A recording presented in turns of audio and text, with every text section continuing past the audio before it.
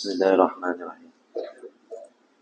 Assalamualaikum warahmatullahi wabarakatuh. Waalaikumsalam warahmatullahi wabarakatuh.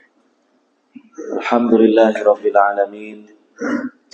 Wassalatu wassalamu ala nabiyil karim Muhammadin wa ala alihi wa sahbihi ajma'in. Wa man tabi'ahum bi ihsanin ila yaumiddin. Wa'bud rabbaka hatta ya'tiyakal yaqin. Al-ayatan amma ba'd. Hadirin wal hadirat, para bapak, para ibu, saudara-saudari sekalian yang semoga senantiasa dirahmati dan diberkahi oleh Allah Subhanahu wa taala. Alhamdulillah, di kesempatan subuh pada hari ini kita masih diberi kesempatan oleh Allah Subhanahu wa taala, dan yang terpenting lagi kita masih berada di atas hidayah Allah, di atas Islam, iman, dan menetapi ibadah kepada Allah Subhanahu wa taala. Semoga Allah Subhanahu wa taala menerima segenap ibadah dan amal-amal soleh kita dan menjadi ganjaran yang besar sebagai tabungan akhirat kita. Serta Allah Subhanahu wa taala menganugerahkan kepada kita istiqomah di atas hidayahnya. Hadirin wal hadirat yang dimuliakan oleh Allah Subhanahu wa taala, kita lanjutkan kembali mengkaji kitab Riyadhus Shalihin.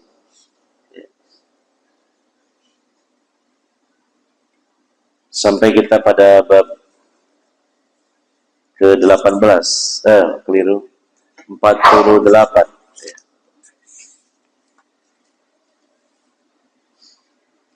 Yang berbunyi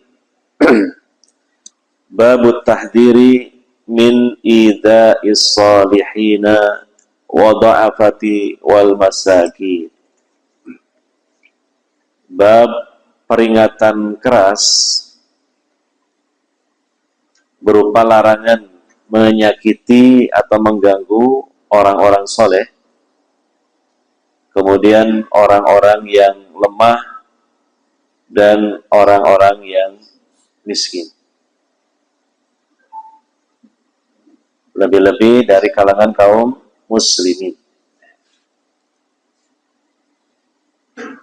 Ini termasuk bentuk kezaliman, apalagi kepada orang-orang yang ini adalah diistimewakan oleh Allah Subhanahu wa taala. Pertama, orang-orang yang soleh. Ini adalah para kekasih Allah.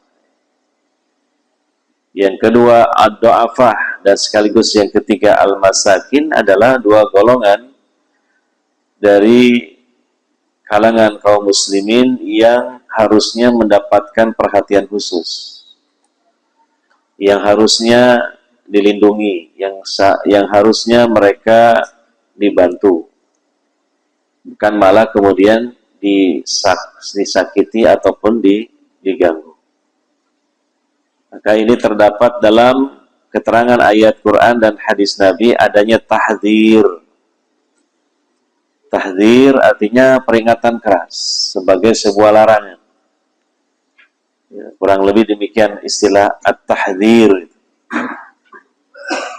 Ya, dari kata hazar artinya menjauhi. Kalau at-tahdzir artinya suatu perintah Allah, perintah Rasulullah untuk menjauhi sesuatu ya, yang dilarang. Nah, maka tentunya sekilas kita memahami dari sekedar judulnya, ya. Jangan sekali-kali mengganggu orang-orang soleh. Jangan sekali-kali menyakiti orang soleh. Jangan sekali-kali mengganggu, menyakiti orang-orang yang lemah, orang-orang yang miskin. Sebab kita berhadapan dengan Allah Subhanahu wa ta'ala. yang Maha Agung, Maha Perkasa, Syadidul Iqab, yang keras siksaan. Iya. Disampaikan di dalam sebagian ayat-ayat Al-Quran tentang dalilnya oleh Imam Nawawi rahimahullahu ta'ala. Pertama di surah Al-Ahzab ayat 58. Walladzina yu'dzunal mu'minina wal mu'minati bighairi maktasabu faqad ihtamalu buhtanan wa isman mubina. Dan orang-orang yang menyakiti kaum mukminin, baik laki-laki maupun wanita, sama saja tidak boleh, dengan perbuatan atau menuduh mereka dengan perbuatan yang tidak mereka lakukan. Dengan menuduh melakukan perbuatan yang tidak mereka lakukan. Kalau bahasa kitanya memfitnah. Bahasa kitanya memfitnah. Kalau dalam bahasa syariatnya namanya buhtan atau iftira, buhtan. Ya. Maka sungguh mereka telah memikul kedustaan dan dosa yang nyata. Jadi hati-hati kita ya, apalagi kita hidup di zaman sekarang ya, yang memiliki alat-alat komunikasi yang modern, ya, diantaranya HP, gadget itu, ya. Tentu segala informasi, segala berita itu mudah diakses dan dikonsumsi oleh kita. Maka hendaknya kita harus selektif dan berhati-hati. Kadangkala ada suatu informasi tentang si fulan, ya. Apalagi itu menyangkut kaum muslimin, baik tentang pemimpin lah, pejabat lah, atau rakyat biasa, atau mungkin tokoh-tokoh masyarakat tertentu. Maka ya, janganlah langsung kita terima begitu saja beritanya. Karena untuk menerima 100% dari mana? Itu kan berita yang beredar. Kita tidak melakukan check and recheck. Tidak melakukan tabayun. Kok kenapa langsung menerima? Lebih-lebih lagi setelah menerima disebarkan lagi kepada orang lain. Nah, ini adalah tindakan gegabah. Ya. Maka Nabi SAW mengatakan, kafa bil mar'i kadhiba ayyakula lima sami'a. Cukuplah seseorang dikatakan pendusta kalau dia berkata terhadap setiap apa saja yang dia terima, yang dia dengar, tanpa ada tabayyun, tanpa ada klarifikasi, tanpa ada verifikasi. Nah, ini dari sisi subutul khobar, dari sisi apakah itu betul-betul berita yang benar. Iya. Yang kedua, bisa jadi berita itu benar, tapi ternyata orangnya sudah bertaubat. Gimana kalau begitu? Kita mengikuti berita tentang seseorang yang memiliki kesalahan lah, memiliki skandal, memiliki aib. Ya. Dan itu terjadinya mungkin sepekan yang lalu. Di pekan ini dia sudah bertaubat pada Allah Subhanahu dan menjadi orang baik, sudah hijrah. Terus gimana? Jadi hati-hati di sini. Ini termasuk idza ussolihin wa du'afati wal masakin, menyakiti, mengganggu. Karena kita sebarkan aibnya, kita cemarkan nama baik. Ini termasuk bagian dari idza, itu menyakiti, mengganggu. Jadi dengan ucapan misalnya. Lebih-lebih lagi mungkin dengan tindakan yang sifatnya mendolimi. Ya. Jadi ini harus menjadi bahan renungan, tidak gampang-gampang terprovokasi, tidak gampang-gampang dikompori oleh pihak-pihak tertentu yang punya kepentingan. Apalagi sekali lagi menyangkut kaum muslimin, kita harus hati-hati. Soalnya nanti jatuhnya ini kepada larangan keras dari Allah dan Rasulnya berupa idza ussolihin wa du'afati wal masakin. Dan disebutkan tadi dalam ayat 58 surah Al-Ahzab, faqad ihtamalu buhtana wa itsman mubina, maka sungguh mereka telah memikul kedustaan. Ya, tuduhan dusta dan dosa yang nyata. Nah, tentu ada pertanggungjawaban di hadapan Allah Subhanahu wa taala di akhirat kelak. Apabila seseorang melakukan tindakan ini dan ketika di dunianya dia tidak bertaubat kepada Allah Subhanahu wa taala. Nah, ini kan kita ngaji Riyadhus Shalihin ini belajar jadi hamba-hamba Allah yang soleh kan gitu. Ternyata jadi hamba Allah yang benar-benar soleh itu tidak mudah. Ya, sebab dalam hidup kita di dunia ini penuh dengan ujian, penuh dengan problem, penuh dengan permasalahan-permasalahan. Tapi semuanya itu hakikatnya Allah yang mendatangkan kepada kita. Allah yang kemudian memang sengaja dan berkehendak menguji kita. Ya, Allah menyatakan di surah Al-Mulk kita, Alladzi khalaqal mauta wal hayata liyabluwakum ayyukum ahsanu amala.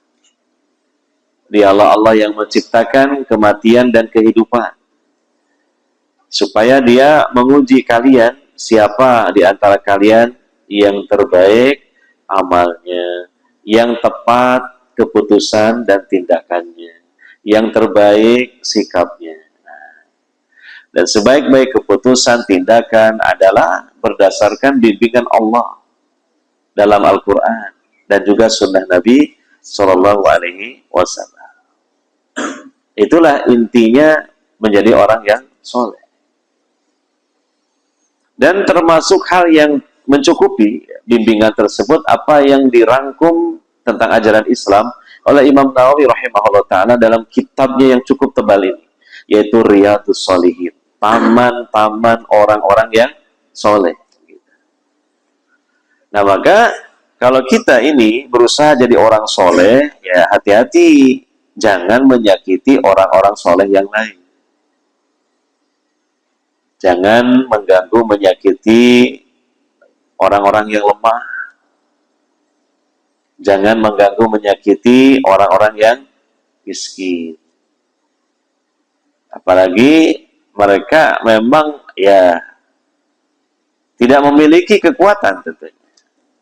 Tidak memiliki kedudukan yang tinggi, sehingga bagi sebagian orang lain yang memiliki kedudukan, memiliki kekuatan yang lebih, mereka menjadi ujian. Ya. Orang-orang yang lemah, orang-orang miskin ini menjadi ujian. Mungkin saja dorongan hawa nafsu kita, bisikan dari korin setan kita mendorong untuk mengenteng-entengkan. Dengan adanya satu anggapan, mereka kan nggak bisa melawan tuh. Mereka kan orangnya nggak punya kekuatan tuh. Ya, tinggal dipites saja istilahnya. Dipitesnya apa ya? Yang menunjukkan yang mites itu punya kekuatan, yang dipites itu apa? Ceketer istilahnya. Lemah. Hati-hati. Ya. Kita berhadapan dengan pemilik alam semesta ini. Ya, yaitu Allah Subhanahu wa ta'ala. Dan Allah itu Malik Yaumiddin, penguasa hari pembalasan. Kapan? Di akhir. Semua tindakan, perilaku, perbuatan kita dicatat oleh Allah Subhanahu wa ta'ala disimpan, direkam oleh Allah Subhanahu wa taala, dan besok akan diungkap oleh Allah dan dimintai pertanggungjawaban oleh Allah Subhanahu wa taala dari seluruh hamba-hamba. Ya. Kemudian yang kedua di surah Ad-Duha, ya sering kita baca mungkin, terutama dalam sholat kita. Ayat 9 dan 10. Fa'ammal yatima fala taqhar wa ammas sa'ila fala tanhar. Maka adapun terhadap anak-anak yatim, jangan engkau bersikap sewenang-wenang. Al-qahr, bersikap sewenang-wenang, semena-mena. Nah, mereka adalah golongan hamba-hamba Allah yang wajib mendapatkan perhatian khusus, dilindungi, dibantu, diayomi, bukan malah sebaliknya, malah didolimi. Yeah. Ini adalah dosa yang sangat besar. Yeah. Dan hendaknya kita berpikir dengan jernih dan mengembalikan hal itu kepada nurani kita. Kalau kita menyakiti anak yatim, bagaimana kalau itu anak kita? Ya, bagaimana kalau itu anak kita? Dia tidak punya ayah, meninggal dunia. Bagaimana itu kalau terjadi pada anak kita atau cucu kita? Tentu kita tidak terima. Tentu kita demikian pun juga kepada orang lain.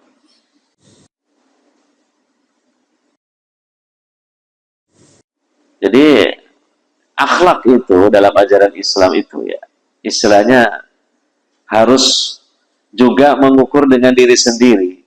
Kalau diri kita disakiti orang lain tidak terima, demikian juga orang lain tidak akan terima kalau kita sakiti sebagaimana kita. Maka kadang kita kan kalau lewat di perumahan yang padat penduduk itu ada tulisan, jangan ngebut, ingat anakmu, kan gitu ya? Ada yang begitu, kurang lebih begitulah. Itu kalimatnya bagus, cukup menghunjam ke hati. Apalagi bagi kita yang sudah punya anak. Akhirnya sadar kita, iya ya. Bagaimana kalau kita ngebut, ya, kemudian tidak hati-hati, lantas ada anak kecil nyebrang, terus ketabrak, aduh gimana? Andaikan itu anak kita, andaikan itu cucu kita. Nah tentu sangat sedih, terpukul hati. Akhirnya, iya ya, sadar kita. Kita berusaha hati-hatilah. Gak usah ngebut kecuali di tempat jalan yang kosong gitu lah. Ya. Kalaupun nabrak, mungkin nabrak tikus pas lewat, tidak apa-apalah gitu ya. Tapi kalau di perkampungan, ya pemukiman yang padat penduduk, namanya anak kecil kan, tidak seperti orang yang dewasa. Langsung saja mungkin nyebrang begitu kadang. Atau dia mungkin main bola, bolanya ke jalan, dia langsung aja ambil, nggak toleh-toleh dulu. Lalu kita kalau banter, tabraklah itu. Nah, ini khawatirnya itu kezaliman terselubung. Tidak sengaja mendolimi, tapi tindakan gegabah kita itu menjadi sebab adanya orang lain yang tersakiti. Nah itu akhlak seperti itu. Jadi selalu meraba kepada diri sendiri. Yeah.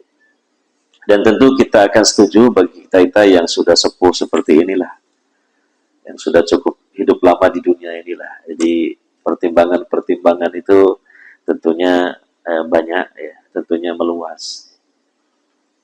Semacam di lalu lintas yang ramai, ya, jangan terlalu ngebut sekali. Makanya kita upayakan kalau berangkat kerja itu jangan ngepres waktunya. Karena apa? Otomatis jadi apa? Ngebut, ngejar apa istilahnya? Ngejar setoran. Oh bukan, ngejar waktu. Khawatir itu masuk kategori kezoliman terselubung. Gitu. Bagaimana kalau kemudian karena ngebut kita kurang hati-hati, nabrak orang, naudzubillah sampai wafat. Kasihan. Istrinya jadi janda, anak-anak jadi anak yatim, yang tadinya bisa sekolah ada biaya jadi nggak bisa, gara-gara siapa? Kita jadi sebabnya. Ya memang itu takdir Allah, tapi kita jadi sebab takdir itu. Gitu. Jadi sebab takdir itu. Nah ini kita kalau sudah tua ini mikirnya nggak cuma untuk diri sendiri, tapi mikir secara luas, mikir orang lain. Pas lampu stopan ya, masih merah, nggak usah diserobot lah, ya udah kita berhenti dulu, sabar. Karena kalau kita nyerobot, khawatirnya dari arah yang berlawanan atau dari arah kanan kiri, karena memang masih haknya mereka, mereka kemudian lewat, lalu kita juga berjalan. Akhirnya ketemu di tengah, tabrakan. Akhirnya apa? Nah, kita sendiri juga mungkin mendapatkan mudaratnya, keluarga kita dapat mudaratnya, orang itu dapat mudaratnya, berikut juga keluarganya. Nah, kan gitu. Itu akhlak namanya. Itu rahmat namanya. Itu ihsan, berbuat baik seperti itu. Apalagi kita yang sudah tua-tua seperti ini. Maka semoga dengan seiringnya bertambahnya umur, ya kita ya semakin lembut hatinya. Semakin memiliki jiwa rahmat kasih sayang. Berpikirnya pun jauh ke depan begitu. Iya. Kemudian ayat selanjutnya wa ammas-sa'ila fala tanhar, dan adapun kepada orang yang meminta jangan menghardik. Jangan mengusir, jangan mencaci maki. Kalau nggak mau ngasih ya sudah. Sudah nggak ngasih malah ngasih omongan yang nggak enak. Nah, itu jangan begitu. Gitu kan? Ya, ada orang minta kalau kamu ini tidak tahu diri. Sana pergi sana. Bisanya cuma minta saja. Nah, kita kan tidak tahu yang minta-minta ini benar-benar apakah memang dia ya sebenarnya mampu tapi hanya mengemis atau memang betul-betul nggak mampu, kita nggak tahu lah. Karena kita belum melakukan investigasi dan penelitian kan gitu ya. Nah, kecuali kalau yang minta-minta itu anak muda masih kuat, itu pun jangan dihardik, ya dinasehati. Atau kalau ingin mengambil pelajaran ya nggak usah dikasih gitu aja. Jangan sudah nggak ngasih ngomong kita mencaci dia, merendahkan dia. Nggak boleh seperti itu. Dan Allah mengatakan secara mutlak wa ammas-sa'ila fala tanhar. Dan adapun kepada orang yang meminta atau meminta-minta fala tanhar, jangan engkau menghardiknya. Nah, karena juga termasuk nilai kesolehan yang tinggi di sisi Allah Subhanahu wa Ta'ala. Derajat yang tinggi di sisi Allah Subhanahu wa Ta'ala adalah apabila seseorang memiliki tingkatan akhlak yang tinggi. Wa ammal ahadis fakatsiratun. Adapun hadis-hadis yang menyebutkan tentang larangan Allah, larangan Rasulullah yang cukup keras dari menyakiti, dari mendolimi orang-orang yang lemah, apalagi soleh, itu sangat banyak sekali. Ya, di antaranya hadis Abu Hurairah radhiyallahu anhu dalam bab sebelum bab ini. Ya, di bab 47, kalau ini kan bab 48. Tentang hadis kursi riwayat Al-Bukhari, bahwa siapa yang menyakiti, siapa yang mengganggu, siapa yang memusuhi wali Allah, maka Allah memproklamirkan peperangan kepadanya. Loh, ya. Hati-hati ini, gitu kan. Mengganggu, menyakiti wali-wali Allah, itu sama dengan berhadapan dengan Allah Subhanahu wa Ta'ala. Bahaya ini. Makanya jangan gampang terprovokasi. Ada sekelompok orang berdakwah, mengadakan pengajian. Pengajiannya benar, baik. Ya. Yang disampaikan Al-Quran, hadis Nabi yang sahih. Pemahaman para sahabat. Yang diajarkan tauhid. Ya. Yang diajarkan sunnah-sunnah Nabi SAW. Kemudian dimusuhi, diusir, didemo, apalagi dibubarkan. Hati-hati. Jangan merasa, oh kita punya kekuatan yang besar, kita punya masa yang banyak. Jangan begitu. Kita berhadapan dengan Allah Subhanahu wa Ta'ala. Meskipun orang-orang itu kelihatan sedikit lemah, tapi di balik itu ada Allah Subhanahu wa Ta'ala yang maha kuat, maha perkasa, yang maha adil, yang nanti di akhirat akan mengadili seluruh manusia. Dan Allah itu ahkamul hakimin, hakim yang paling bijaksana. Hendaknya segera introspeksi diri, hendaknya evaluasi diri, hendaknya sadar bahwa tindakannya itu sudah melampaui batas. Dan bertentangan dengan pasal 48 yang ditulis oleh Imam Nawawi dalam kitab Riyadhus Shalihin. Ya. Ini nasihat buat kita semua untuk hati-hati. Gitu. Karena di masa kita sekarang ini hal-hal seperti itu sangat mudah, sebab ya ada medsos, cepat gitu, agitasi, provokasi itu cepat, melebihi zaman dulu. Zamannya belum ada HP, yang ada cuma wartel gitu ya. Itu pun ngantri, ya masih ingat di ruang kaca, ngantri. Kadang-kadang saking panjang ngantri, pas gak jadi nelpon, besok aja kan gitu ya. Kalau sekarang ini enggak kan, semua orang pegang HP di semua tempat. Orang mau memprovokasi, mau menyebarkan isu, oh cepat sekali langsung. Maka kita jangan serampan. Jangan mudah untuk terbakar emosi kita. Nah, jadi ya HP ini ya jadi fitnah. Ada sisi positifnya sangat luar biasa, tapi juga ada sisi negatifnya yang juga luar biasa. Kita harus punya ilmunya tentu.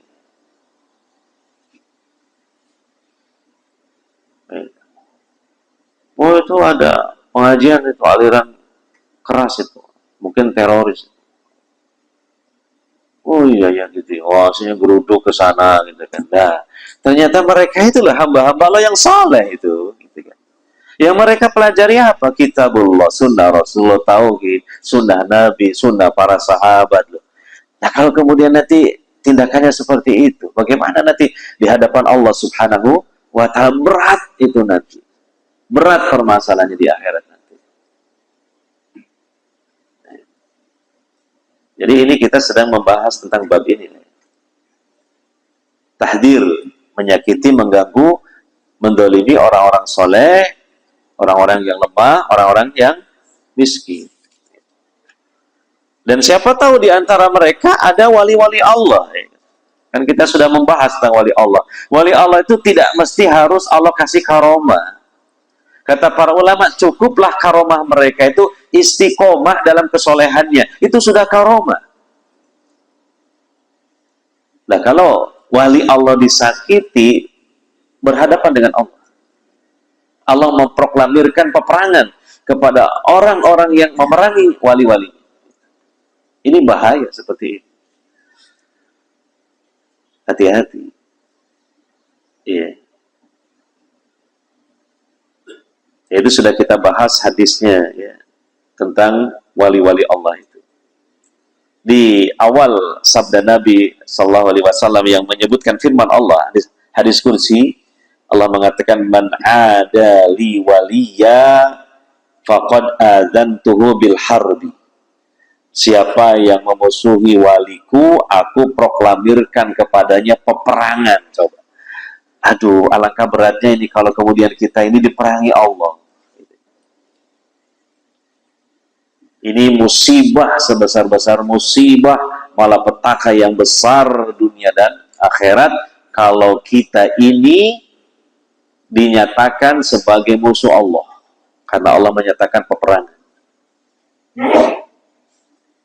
Ya. Nah, ini. Kemudian diantaranya lagi hadis Sa'ad bin Abi Waqqas. Ini sahabat Nabi luar biasa, Sa'ad bin Abi Waqqas.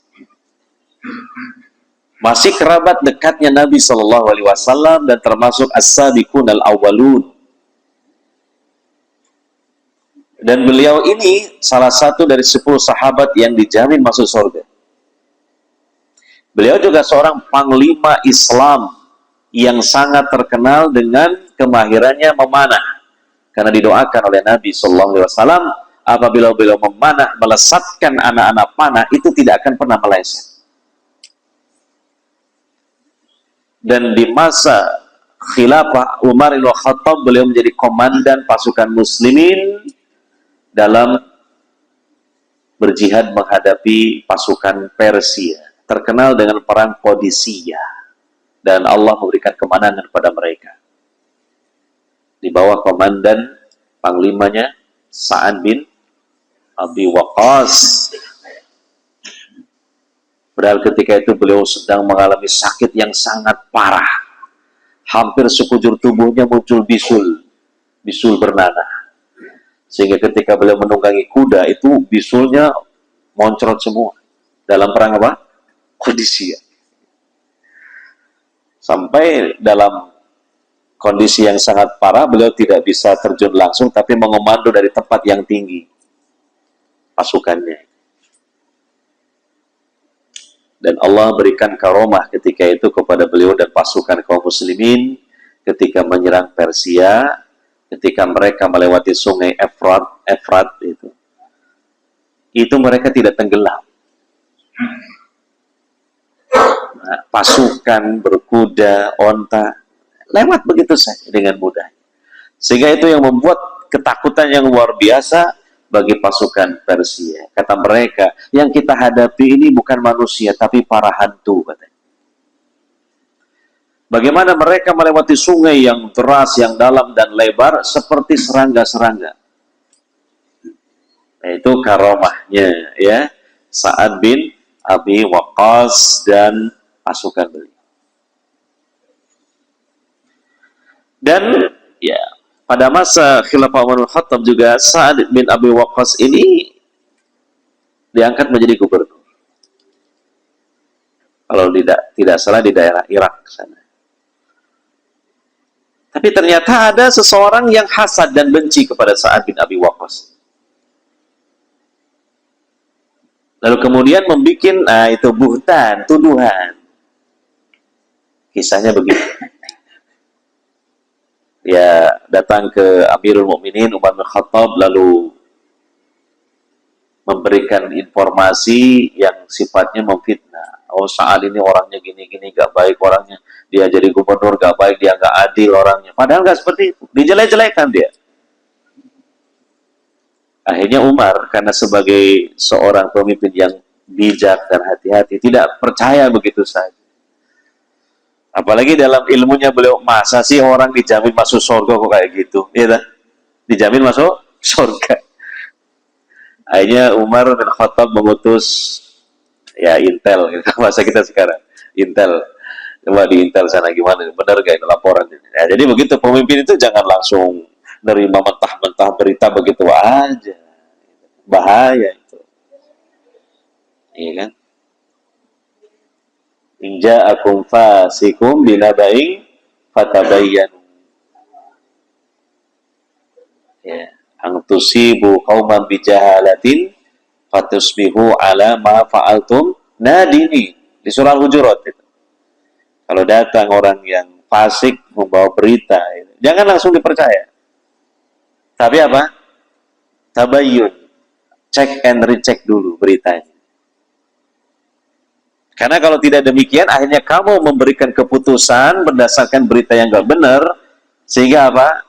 Kamu menimpakan kemudorotan kepada mereka, sehingga kamu menjadi menyesal. Nah, menyesal itu tidak ada yang di depan, mesti di belakang. Kirimlah utusan intel Umar al-Khattab meneliti. Ya, meneliti, tanya ke orang-orang di sekitar situ. Tidak ada yang mengatakan seperti yang dilaporkan orang tadi. Hingga akhirnya kemudianlah ketemu dengan Sa'ad bin Abi Waqqas dan menanyakannya dan membandingkan dengan berita yang sampai kepada Khalifah Umar bin Khattab. Katanya dari simpulan yang diberitanya, maka Sa'ad bin Abi Waqqas bersumpah atas nama Allah. Demi Allah, Orang ini tidak akan mati kecuali dia akan terkena fitnah. Loh, omongannya mandi. Apa mandi itu? Mustajab. Karena dia wali Allah. Ini wali yang betulan lagi. Sahabat Nabi yang mulia. Akhirnya betul dikabulkan oleh Allah Subhanahu wa ta'ala.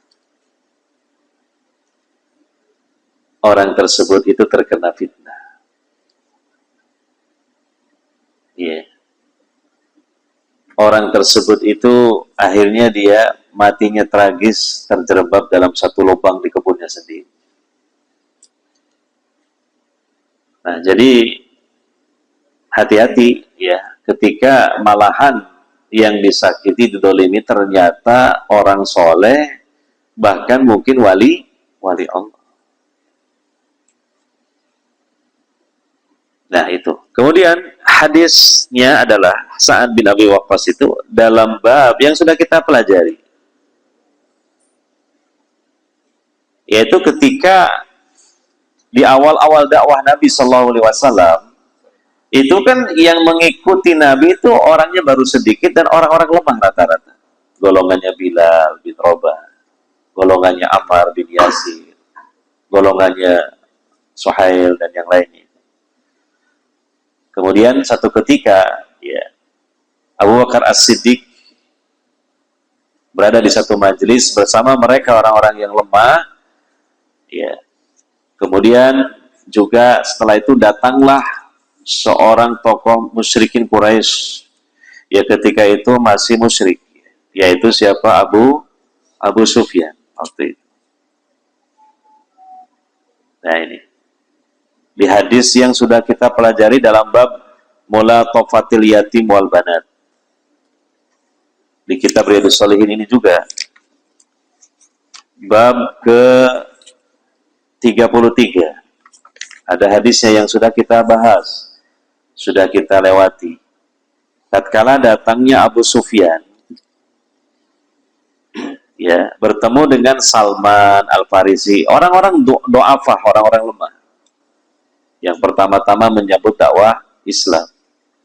Ada Suhaib, ada Bilal, dan juga beberapa orang yang lain dari kalangan orang-orang yang lemah. Ya. Kemudian mereka mengatakan, ma'akhadat suyufullahi min aduwillah ma'akhadaha. Tidaklah pedang-pedang Allah ini dihunuskan untuk menghadapi musuh Allah. Nah, di situ ada Abu Bakar As-Siddiq. Abu Bakar As-Siddiq ini agak marah dengan ucapan mereka ini. Menegur mereka dengan keras. Kenapa kalian mengatakan begitu kepada syekh dan tokohnya Quraisy ini? Gitu kan. Akhirnya kemudian hal ini disampaikanlah kepada Nabi, dilaporkan kepada Nabi Sallallahu Alaihi Wasallam. Malah akhirnya Nabi menegur Abu Bakar As-Siddiq ketika itu. Memanggil Abu Bakar As-Siddiq dan menegurnya dengan mengatakan, apakah engkau Abu Bakar As-Siddiq telah membuat orang-orang itu marah? Ya. Yaitu Salman, Bilal, Suhaib. Ya. Seandainya engkau itu membuat mereka marah, sungguh engkau telah membuat Allah marah. Itu kalimatnya itulah. Nabi begitu membela ya. Bagaimana juga Nabi begitu menyayangi orang-orang yang lemah-lemah itu. Lemah secara sosial, status sosial. Tapi hakikatnya mereka orang-orang yang dimuliakan oleh Allah Subhanahu wa ta'ala. Ya, orang-orang yang soleh. Jangan dilihat dari zahirnya mereka orang-orang yang lemah dan orang-orang yang miskin. Nah, ini berarti juga menjadi dalil dalam hadis tersebut yang juga telah dibahas di bab 33 tentang larangan keras menyakiti, bahkan menyakiti perasaan orang-orang yang lemah. Padahal Nabi itu menegur dengan keras kepada sahabatnya yang paling beliau cintai, itu Abu Bakar As-Siddiq. Ya. Kemudian hadis yang pertama dalam bab ini, An Jundab ibni Abdillah radhiyallahu anhu, qala, beliau mengatakan, qala Rasulullah sallallahu alaihi wasallam, bersabda Rasulullah sallallahu alaihi wasallam. Ini hadis ini saya betul-betul selalu memikirkan hadis ini. Dalam masalah bab dilarangnya kita mendolimi, menyakiti, mengganggu kaum muslimin lah. Terutama yang rajin sholat, hati-hati jangan diganggu. Gitu. Terutama lagi yang selalu sholat subuh. Nah, ini di sini nih yang ngaji Radu Salihin, insya Allah kan ahli sholat subuh ini semua. Kan betul nggak? Ya kan? Ya jangan sombong, jangan bangga. Disyukurilah. Ya kan? Karena siapa yang rajin selalu sholat subuh, sholat asar, itu masuk surga di akhirat. Kata Nabi, man sholal bardain dakhalal jannah. Siapa yang selalu disiplin melaksanakan sholat di dua waktu yang dingin, yaitu waktu subuh dan asar, dakhalal jannah, maka dia masuk surga. Maka ya hendaknya kita berusaha istiqomah jadi ahli sholat, terutama sholat subuh dan asar. Dan di antara dua ini yang lebih berat lagi sholat subuh. Subuh dan asar. Lebih berat lagi sholat subuh. Nah, gitu. Masih ngantuk, keluar rumah juga kadang males, cuaca dingin. Nah, ini ya terutama sholat di masjid berjamaah. Ya, gitu. Kayaknya dulu pernah guru saya bilang, ada orang Yahudi mengatakan, kalau kamu ingin tahu kualitas orang-orang Islam, terutama di Indonesia, kualitas ya, lihat sholat subuhnya di masjid, itu kualitas. Bicara kualitas. Tapi kalau bicara kuantitas, lihat kalau sholat Idul Fitri, lebih banyak mana? Orang nggak pernah sholat, orang nggak pernah ke masjid, orang nggak puasa Ramadan aja, Idul Fitri, wah turut serta pakai baju baru kan gitu. Itu kuantitas jumlah kaum muslimin. Kalau ingin tahu kualitas kaum mukminin, kaum muslimin, lihat sholat subuhnya di masjid. Nah, kalau ternyata disurvei, masjid ini banyak besar-besar, dilihat sholat subuhnya kayak apa. Satu shop itu sudah bagus itu. Ada yang setengah shop, ada yang seperempat shop. Padahal masjidnya besar. Ini pada kemana semua? Ya saya kemulan kabeh di rumahnya. Atau mungkin milih sholat di rumah. Gitu. Kualitas sholat subuh berjamaah itu mengindikasikan kualitas jamaah. Gitu. Ya di sini jangan ujub lah ya, disyukuri aja. Semoga istiqomah. Oh, luar biasa Masjid Uhwal kalau sholat subuh jamaahnya banyak Pak, penuh Pak, full Pak. Iya, jangan sombong lah, jangan dibanggakan, jangan ujub, disyukuri aja. Tapi itu suatu berita gembira menunjukkan kualitas di situ, gitu. Iya. Nah, ini ada hadis tentang orang yang ahli sholat subuh. Nah, bagaimana itu keutamaannya? Disebutkan di sini. An Jundab ibni Abdillah radhiyallahu anhu, qala, beliau mengatakan, qala Rasulullah sallallahu alaihi wasallam, bersabda Rasulullah sallallahu alaihi wasallam, man shalla salatas subhi, barang siapa yang sholat subuh, mengerjakan sholatnya sholat subuh. Karena ini dari 5 waktu atau 5 sholat dalam sehari semalam, itu yang paling berat memang sholat subuh. Di zaman Nabi aja orang munafik ampun-ampunan kalau sholat subuh itu sudah. Mereka merasa berat. Fahuwa fi dhimmatillah, maka dia berada pada jaminan perlindungan Allah. Nah ini keutamaan. Fi dhimmatillah, jaminan perlindungan Allah. Siapa? Muslim yang ahli sholat subuh, apalagi di masjid berjamaah, itu paling istimewa. Ya. Fala yatlubannakumullahu min dhimmatihi syai'a. Jangan sampai Allah itu menuntut kalian dikarenakan kalian mengganggu orang yang berada pada jaminan perlindungannya. Siapa tadi? Orang yang sholat subuh. Kesimpulannya begini, jangan sampai menyakiti orang Islam yang rajin sholat subuh.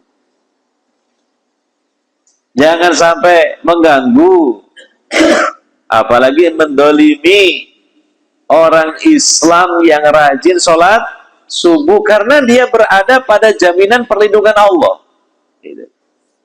Mendapatkan suaka secara khusus dari Allah. Fa innahu man yatlubhu min zimmatihi bisai yudrikhu thumma yakubbuhu ala wajhihi fi nari jahannam.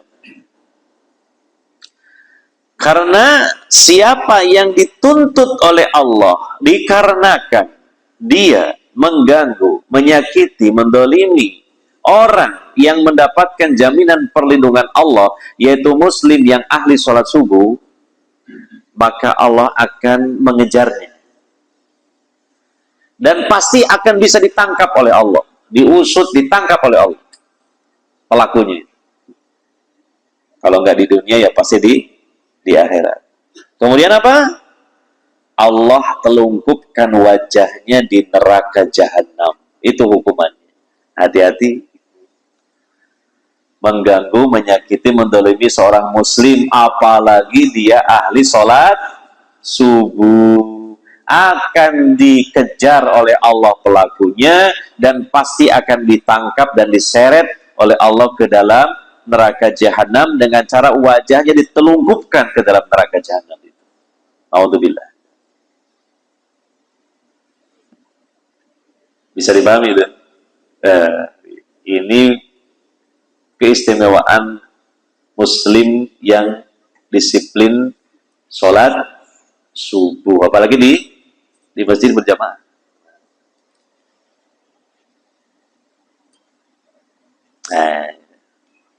Ia mengganggu, menyakiti dengan perkataan, apalagi dengan tindakan. Aku mangkel bareng, aku tak antem ya. Nggak begitu diantem, waduh hati-hati. Dia itu muslim ahli sholat subuh, itu berada pada jaminan perlindungan Allah. Nanti Allah akan mengejar kita dan pasti akan ketangkep, diseret, lalu dimasukkan ke neraka dengan cara apa? Wajahnya ditelungkupkan.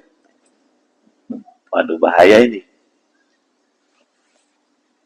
Jangan karena kita ya sekarang ini merasa kuat, ya kemudian dia lemah. Kita kaya, dia miskin. Kita punya kedudukan, dia ya orang biasa saja. Jangan melihat itu. Dia muslim, rajin sholat subuh, disiplin sholat subuh. Apalagi di masjid berjamaah lagi. Loh, dia berada pada jaminan perlindungan Allah. Kalau disakiti, kalau diganggu, kalau didolimi, Allah nggak terima. Dikejar sama Allah pelakunya, ditangkap, diseret di neraka jahanam dengan cara apa? Telungkupkan wajah. Hadis ini sahih, riwayat Imam Muslim. Jangan main-main. Hadis sahih. Mikir kita, hati-hati.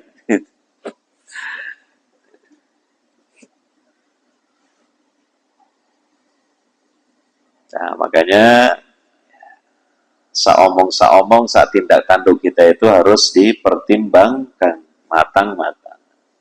Ya kalau sudah terlanjur salah, ya jangan diterus-teruskan. Kata pepatah Arab itu mengatakan, ya jangan sampai Pak ing kadung Pak terusno.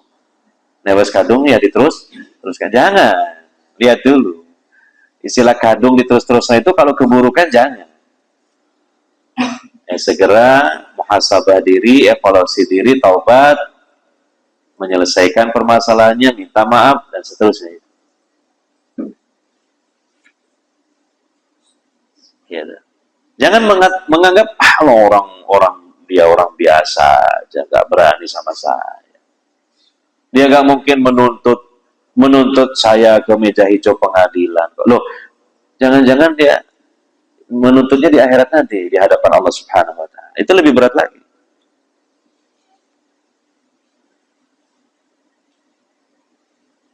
Nah, itu.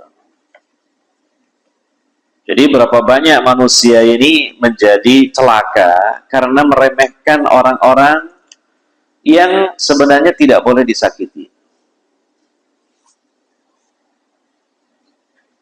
Hati-hati. Nah, ini kita cara pandangnya itu, cara pandang Islam itu seperti itu.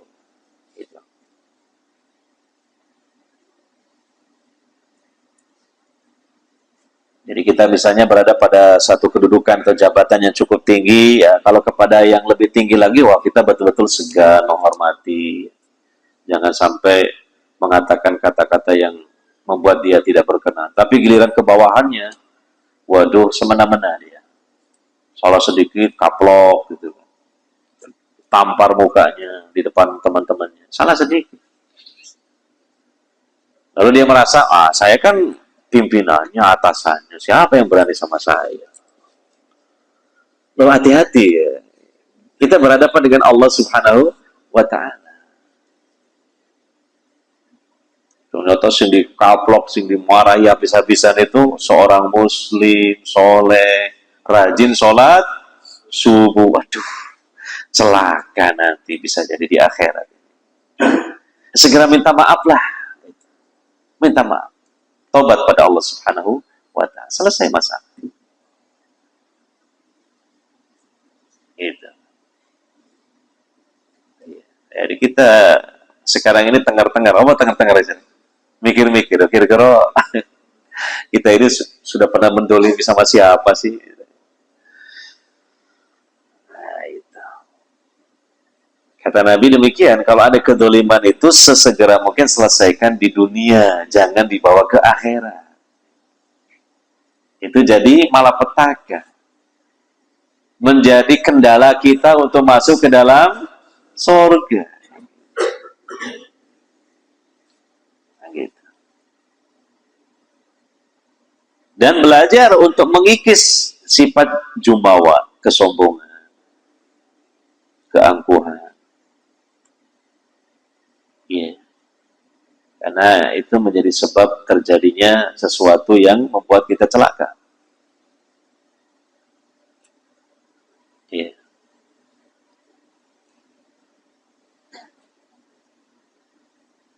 Bahkan mungkin ya kita barangkali pernah mendolimi istri kita ya dengan berlebihan, gitu. Atau mungkin anak kita. Segera kita minta maaf. Jangan merasa aku loh bapakmu. Aku loh suamimu, pemimpinmu. Aku.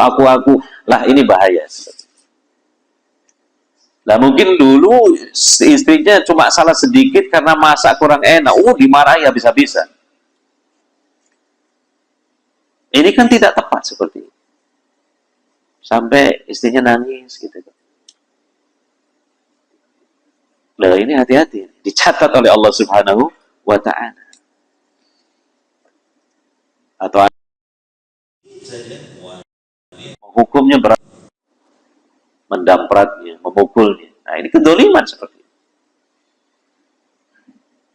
Ya enggak ada salahnya kita minta maaf, mumpung di dunia ini. Mohon maaf nak, bapak dulu khilaf, bapak dulu jahil, belum paham agama. Minta maaf, nggak ada masalah.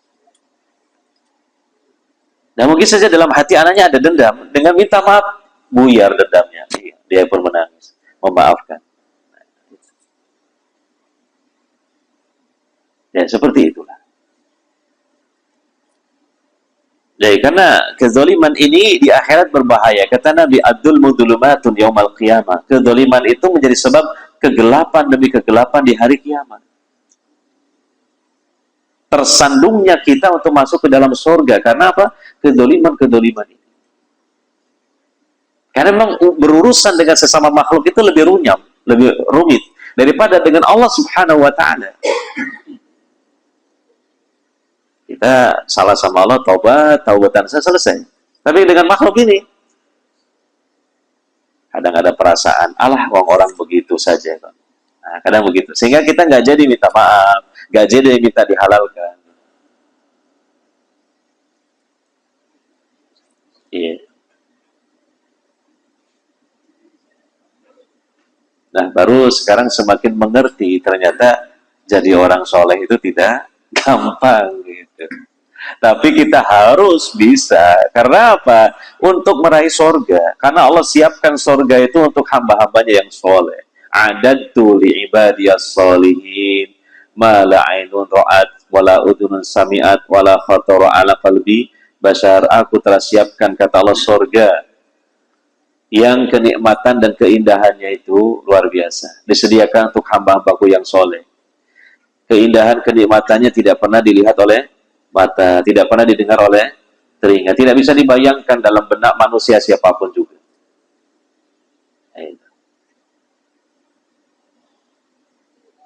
Mulai kita sekarang tengar-tengar di rumah,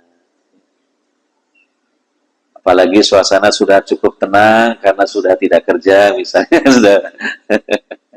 sudah tidak terlalu banyak kegiatan. Ya, alangkah baiknya kita gunakan untuk muhasabah diri. Ada hikmahnya. Mohon maaf, ada hikmahnya di balik pensiun itu. Untuk apa? Muhasabah diri. Menyelesaikan ya, urusan-urusan dengan sesama hamba-hamba Allah perihal kezaliman gitu kan. Oh, saya punya utang ke si fulan. Segeralah kumpulkan uang untuk bisa melunasinya. Kan begitu kan? Alhamdulillah. Allah beri kesempatan pada kita. Sehingga suatu saat kita menghadap Allah, sudah ringan bebannya itu, ringan sekali bebannya itu. Kezaliman-kezaliman kita sudah kita selesaikan di dunia, utang-utang sudah kita lunasi. Oh, ya. Tinggal perbanyak apa? Tasbih, tahmid, dan istighfar. Sebagaimana Allah memerintahkan Nabi SAW dengan turunnya surah An-Nasr, surah terakhir yang Allah turunkan kepada Nabi SAW beberapa bulan sebelum wafatnya Nabi SAW. Fasabbih bihamdi rabbika wastaghfir innahu kana tawwaba. Banyak bertasbih, banyak bertahmid, banyak istighfar. Maka Nabi SAW, kata Aisyah, menjelang wafatnya memperbanyak tasbih, tahmid, istighfar dalam sholat beliau, terutama ketika ruku dan sujud, dengan mengucapkan subhanakallahumma rabbana wa bihamdika Allahumma gfirli. Menjelang wafatnya Nabi SAW memperbanyak kalimat itu. Itu Nabi yang maksum, yang dijamin oleh Allah ampunan. Seperti itu. Apalagi kita yang belepotan dosa, banyak kedoliman kita, banyak kesalahan kita. Lebih-lebih lagi tentu daripada Nabi SAW mengucapkan kalimat tasbih, tahmid, dan istighfar. Subhanakallahumma rabbana wa bihamdika Allahumma gfirli, dibaca sebanyak-banyaknya, terutama ketika sholat sendirian, di saat ruku dan sujud. Sukses kita insya Allah dalam hidup.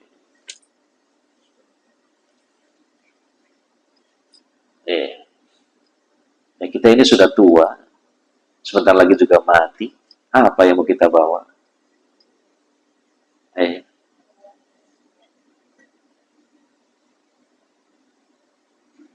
Ini satu permasalahan ini ketika menghadap Allah, kalau ada kedoliman-kedoliman yang belum kita selesaikan. Ya, menyangkut darah mungkin, menyangkut apa, harta, menyangkut kehormatan. Sebagaimana pesan Nabi SAW di Haji Wada. Inna dima'akum wa amwalakum wa a'radakum haramun alaikum. Sungguhnya darah-darah kalian, harta-harta kalian, dan kehormatan kalian haram atas kalian, jangan dilanggar. Darah jangan ditumpah, harta jangan diambil, kehormatan jangan dicederai. Nah, kalau orang sudah menyelesaikan ini semua, insya Allah menghadap Allah itu ringan. Sehingga sangat mungkin saja wafat dalam keadaan tersenyum wajahnya. Keluar keringat dari dahinya. Seakan beban sudah selesai, lepas. Tersenyum dia untuk masuk ke alam yang sangat-sangat berbeda dengan sebelumnya, alam yang sangat menyenangkan dan menggembirakan dia. Tidakkah kita ingin seperti itu di akhir hayat kita? Pasti gitu. Hidup cuma sekali, satu putaran saja. Maka ya, sekalian berusaha meraih kesuksesan. Dan kesuksesan yang paling tinggi dan hakiki adalah di akhirat, berupa merdeka dari neraka, masuk ke dalam surga. Nah, di antara sebab-sebab yang Allah kemudian murka dan masukkan hambanya ke dalam neraka, karena apa? Kedzaliman. Perkataan maupun tindakan kita kepada orang lain, terutama sesama muslimin. Ya, semoga Allah Subhanahu wa ta'ala melembutkan hati kita. Karena hanya orang yang lembut hatinya lah yang dia menyadari kedoliman dirinya dan berusaha untuk bisa menyelesaikannya di dunia. Namun kalau hati tidak lembut dan di dalam hati ada kesombongan, keangkuhan, jumawa, itu susah, berat. Itulah sebabnya kerugian kita kalau seperti itu. Mohon pada Allah Subhanahu wa ta'ala agar Allah merahmati kita, memberikan taufik kepada kita, melembutkan hati kita. Karena Allah lah pemilik hati kita semua. Allah lah yang memegang dan pada jari jemarinya hati-hati kita semua. Iya. Wallahu a'lam bishawab. Demikian mungkin yang dapat kita bahas. Dan saya yang menyampaikan belumlah tentu, dan saya tidak menganggap saya yang terbaik di antara panjenengan semua, tapi kita semua belajar berusaha untuk jadi orang baik dalam pandangan Allah yang disebut dengan soleha. Subhanakallahumma wa bihamdika asyhadu an la ilaha illa anta astaghfiruka wa atubu ilaik. Wassallallahu ala nabiyyina Muhammadin wa ala alihi wa sahbihi ajmain. Wassalamualaikum warahmatullahi wabarakatuh. Waalaikumsalam.